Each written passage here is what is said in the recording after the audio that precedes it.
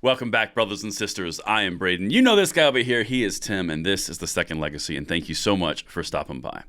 Today, we have another live caller. These have been received extremely well by you guys, and if you want to see the channel to continue to grow, please hit that subscribe button, like the videos, share the videos, and make sure you turn the notification bell on. And if you want to be on the show, just like what you're about to see, there's a Google Forms right down there in the description box. We'd love to have you on, so fill that out, and we'll see if we can get you here. But for now, we are going to talk to Kevin. Kevin, thank you so much for calling in. What you got for us, my man? Well, good morning, gentlemen. I am in an unfortunate blue state of New Mexico, but we have a very interesting set of gun guidelines. We are an open carry state. If you can legally purchase the firearm, you can carry it. We still have the basic restrictions of federal buildings, post office, things of that nature. But we also have a county where the county commissioner said every head of household needs a firearm. And it's due to the lack of complete coverage by police. Feedback, thoughts, comments?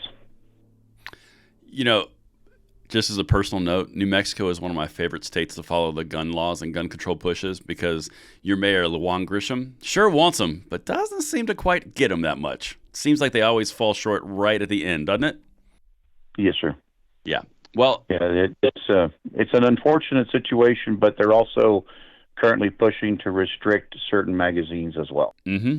Oh yeah, they have a hard on for a few certain restrictions, but don't want to get too much into that. Tim, you want to crack us off, and then I'll jump behind you? Yeah, sure. So I like it. I don't like the government telling me what I can or cannot do, but it's suggesting that you have a firearm is actually good advice. I think various states obviously have different structures to them. So like in Indiana, we have a law that says the state legislature can preempt any local ordinance. And that's good when you have a pro-gun state legislature, right, and governor. But when you have an anti-gun legislature, it's nice to have the counties to be able to say, you know what, we're going to do things our own way. But that also creates a lot of chaos, right? So it's kind of which scenario is the best. Kind of depends on who's in power and what your political ideology is. But so we don't really have to worry about that here in Indiana because it's a very pro-gun state and we have that preemption law.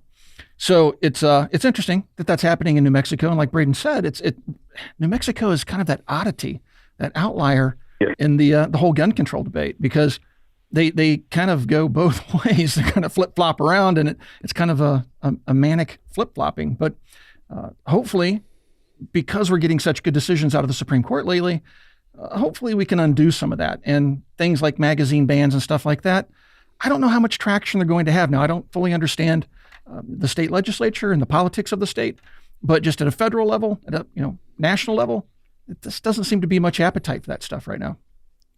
Right.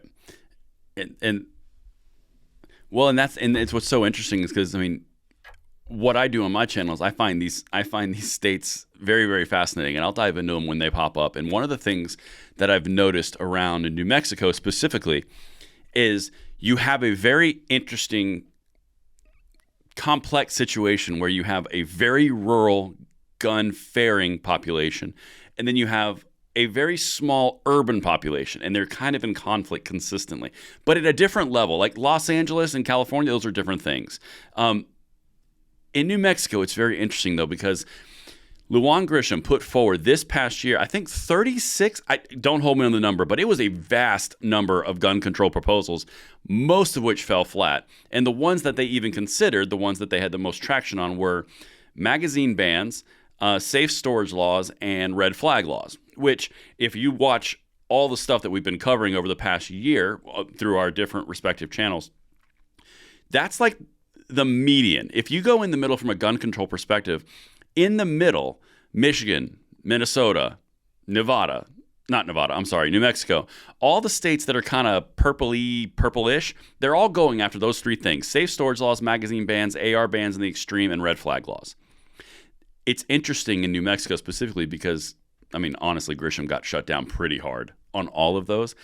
And we have a city here, going back to your original question, called Kennesaw, Georgia. It's the exact same thing.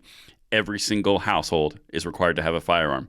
And wouldn't you know it, the crime is incredibly low in Kennesaw. So that's just my personal take on it. Well, gentlemen, I appreciate your time and your take on the subject. Well, thank you for calling in. Much. Yeah, it was great having you on the show. If you guys watching would like to, yeah, absolutely, man. If you guys would like to join the show, you can do that by filling out the Google Doc in the video description below. Get your name on the list. We'll give you a call. We'll get you on the show. You can ask your question. Thank you for watching, and we'll talk to you guys soon.